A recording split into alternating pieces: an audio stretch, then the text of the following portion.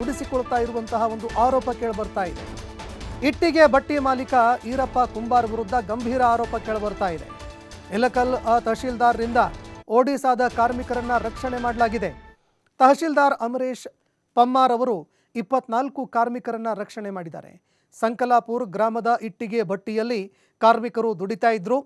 ಬಾಗಲಕೋಟೆ ಜಿಲ್ಲೆ ಇಲಕಲ್ ತಾಲೂಕಿನ ಸಂಕಲಾಪುರ ಗ್ರಾಮದಲ್ಲಿ ದುಡಿತಾ ಇದ್ರು. ಗ್ರಾಮೀಣ ಪೊಲೀಸ್ ಠಾಣೆಯಲ್ಲಿ ಈಗ ಪ್ರಕರಣ ದಾಖಲಾಗಿದೆ. ಇಲಕಲ್ ಗ್ರಾಮೀಣ ಪೊಲೀಸರು ಸ್ಥಳಕ್ಕೆ ಭೇಟಿ ನೀಡಿ ಈ ಬಗ್ಗೆ ಪ್ರಕರಣ ಕೂಡ ದಾಖಲು ಮಾಡಿಕೊಂಡಿದ್ದಾರೆ. ವಾರಕ್ಕೆ 400 ರೂಪಾಯಿ ದುಡ್ಡು ಕೊಟ್ಟು ಮಾಲೀಕ ದುಡಿಸ್ಕೊಳ್ತಾ ಇದ್ರು. ಒಂದು ವಾರಕ್ಕೆ ಕೇವಲ 400 ರೂಪಾಯಿ ಹಣ ಕೊಡ್ತಾ ಇದ್ರು, ದುಡಿಸ್ಕೊಳ್ತಾ ಇದ್ರು. 10 ಲಕ್ಷ ಮುಂಗಡ ಹಣ ಕೊಟ್ಟಿದ್ರು ಅನ್ನೋ ಮಾಹಿತಿ ಕೂಡ ಲಭ್ಯವಾಗ್ತಾ ಇದೆ.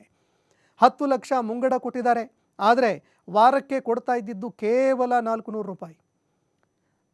ಇಷ್ಟು ಹಣ ಕೊಟ್ಟು ಜೀತದ ರೀತಿಯಲ್ಲಿ ದುಡಿಸ್ಕೊಳ್ತಾ ಇರುವಂತಹ ಮಾಹಿತಿಗಳು ತಹಶೀಲ್ದಾರ್ ಅಮರೇಶ್ ಪಮ್ಮಾರ್ ಅವರ ಗಮನಕ್ಕೆ ಬರುತ್ತೆ. ಅದಾದ ನಂತರ ಸ್ಥಳಕ್ಕೆ ಬಂದಂತಹ ಅಮರೇಶ್ ಪಮ್ಮಾರ್ ಅವರು ಕಾರ್ಮಿಕರನ್ನ ರಕ್ಷಣೆ ಮಾಡಿದ್ದಾರೆ.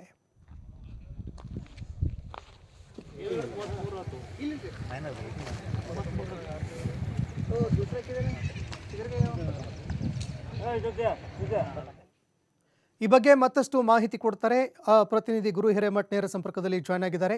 ಗುರು ಹಿರೇಮಠ್, ಈ ಜೀತ ಪದ್ಧತಿ ಅನ್ನುವಂಥದ್ದು ತೊಡೆದು ಹಾಕಬೇಕು ಅಂತ ಅನೇಕ ವರ್ಷಗಳಿಂದ ಸಂಘರ್ಷಗಳು, ದೊಡ್ಡ ಕ್ರಾಂತಿಗಳೇ ನಡೆದು ಬಂದಿದೆ. ಆದರೂ ಕೂಡ ಇವತ್ತಿನ ದಿನಮಾನದಲ್ಲೂ ಜೀತದ ರೀತಿಯಲ್ಲಿ ದುಡಿಸ್ಕೊಳ್ತಾ ಇರುವಂತಹ ಪ್ರಕರಣ ಇದು. ಏನಿದು ಪ್ರಕರಣ? ಜೊತೆಗೆ ಆ ಬಟ್ಟಿ ಮಾಲೀಕನ ವಿರುದ್ಧ ಏನಾದರೂ ಕ್ರಮ ಕೈಗೊಳ್ಳಲಾಗಿದೆಯಾ? ಈ ಬಗ್ಗೆ ಮತ್ತಷ್ಟು ಮಾಹಿತಿ ಕೊಡೋದಾದ್ರೆ. ನಿಜಕ್ಕೂ ಸಂತೋಷ್, ಅಂದ್ರೆ ಭಾರತ ದೇಶದಲ್ಲಿ ಸರ್ಕಾರ ಸಾಕಷ್ಟು ಇಂತ ಕಾಯ್ದೆಗಳನ್ನ ಜಾರಿಗೆ ತಂದು ಜೀತ ಪದ್ಧತಿಯನ್ನ ನಿರ್ಮೂಲನೆ ಮಾಡ್ಬೇಕು. ಅಂದ್ರೆ ಸ್ವತಂತ್ರ ಪೂರ್ವದಲ್ಲಿ ಜೀತ ಪದ್ಧತಿಯನ್ನ ನಿರ್ಮೂಲನೆ ಮಾಡ್ಲಿಕ್ಕೆ ಸಾಕಷ್ಟು ಹರಸಾಹಸನ ರಾಜಕೀಯ ವ್ಯಕ್ತಿಗಳ ಜೊತೆಗೆ ಏನಪ್ಪಾ ಅಂತಂದ್ರೆ ಹಿಂದಿನ ರಾಜರು ಮಾಡ್ಕೊಂಡು ಬರ್ತಾ ಇದ್ರು. ಹೀಗಾಗಿ ಈ ಜೀತ ಪದ್ಧತಿಯನ್ನ ನಿರ್ಮೂಲನೆ ಮಾಡ್ಬೇಕು ಅನ್ನೋ ನಿಟ್ಟಿನಲ್ಲಿ ಜೀತ ಪದ್ಧತಿ ಕಾಯ್ದೆಯನ್ನ ಕೂಡ ತರ್ತಾರೆ. ಆದ್ರೆ ಇವತ್ತಿನವರೆಗೂ ಈಗ ಸ್ವತಂತ್ರ ಸಿಕ್ಕು 1947ರಿಂದ ಸ್ವತಂತ್ರ ಪೂರ್ವದಲ್ಲಿ ಸಾಕಷ್ಟು ಜೀತ ಪದ್ಧತಿಯ ವಿಚಾರಗಳನ್ನ ಕೂಡ ನೋಡಿರ್ಬೋದು.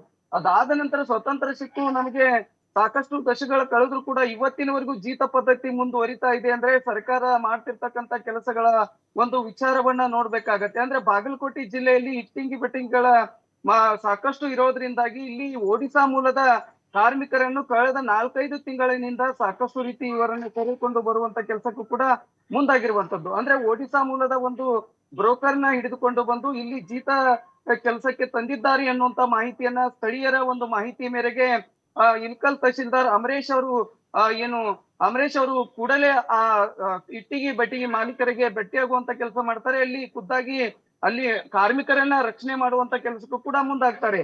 ಅಂದ್ರೆ 10 ಲಕ್ಷ ರೂಪಾಯಿ ಮುಂಗಡ ಹಣವನ್ನ ಕೊಟ್ಟು ಅವರನ್ನ 24 ಜನರನ್ನ ಇಟ್ಟಿಗೆ ಬಟ್ಟಿಗೆ ಕೆಲಸಕ್ಕೆ ತೆಗೆದುಕೊಂಡಿದ್ದಾರೆ. ಅದರ ಮತ್ತೆ ಇನ್ನು ಜೀತ ಪದ್ಧತಿಯ ಜೊತೆಗೆ ಅವರಿಗೆ ಕೇವಲ ವಾರಕ್ಕೆ 400 ರೂಪಾಯಿ ಅಂತೆ ಹಣವನ್ನ ನೀಡ್ತಾರೆ ಅನ್ನುವಂತ ಆರೋಪವನ್ನ ಕೂಡ ಕೇಳಿ ಬಂದಿರುವಂತದ್ದು. ಈ ಹಿನ್ನೆಲೆಯಲ್ಲಿ ಸಾಕಷ್ಟು ವಿಚಾರಗಳನ್ನ ಇಟ್ಕೊಂಡು ಇಲ್ಕಲ್ ತಹಶೀಲ್ದಾರ್ ಕಚೇರಿಯಲ್ಲಿ ಕೂಡ ಈಗಾಗಲೇ ಪ್ರಕರಣ ದಾಖಲೆಗೊಂಡಿರುವಂತದ್ದು.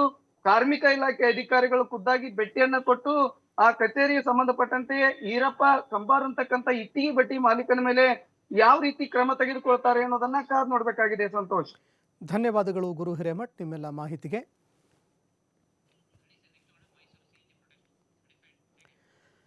ಮಲೆ ಮಹದೇಶ್ವರ ಬೆಟ್ಟದಲ್ಲಿ ಶಿವರಾತ್ರಿಯ ಸಂಭ್ರಮ ಮನೆ ಮಾಡಿದೆ. ಎಲ್ಲರೂ ಸಡಗರ ಸಂಭ್ರಮದಿಂದ ಮಲೆ ಮಹದೇಶ್ವರನ ಬೆಟ್ಟಕ್ಕೆ ತೆರಳುತ್ತಾ ಇದ್ದಾರೆ. ಆದರೆ